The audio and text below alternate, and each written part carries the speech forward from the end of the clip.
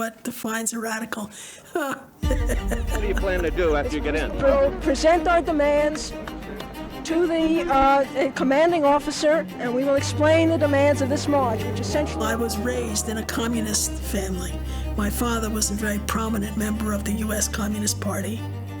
I mean, I was on the first March for Integration in Washington, D.C. in 1957.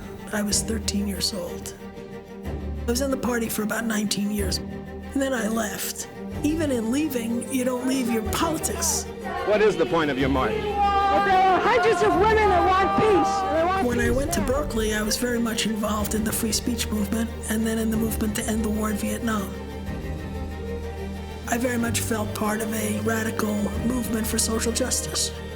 That's really been my whole life.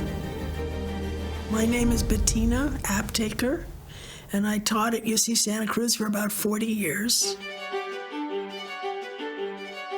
Bettina is a legendary instructor. Her Introduction to Feminism's course had, I understand it, lines out the door. Introduction to Feminism was a very popular class. It didn't start out that way. I had 35 students, and it was more like a little seminar. And then the next year I taught it, there was like 100 students. And then the next time I think there were 200 students, and then it just shot up from there. I ended up in classroom unit 2, which seats around 475 people. And it would fill up.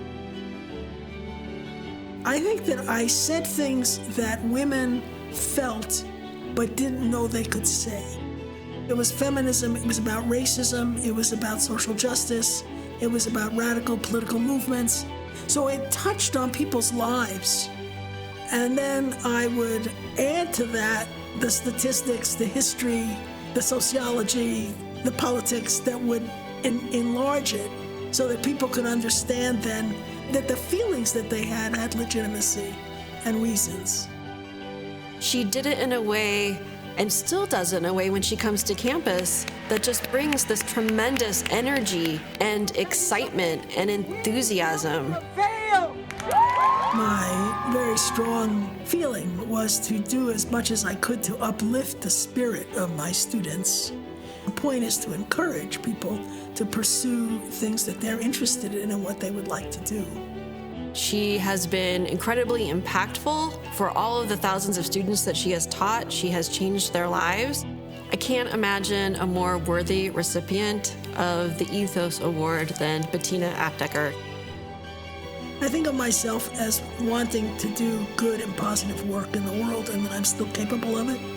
Very fortunate to have had this kind of career in this place.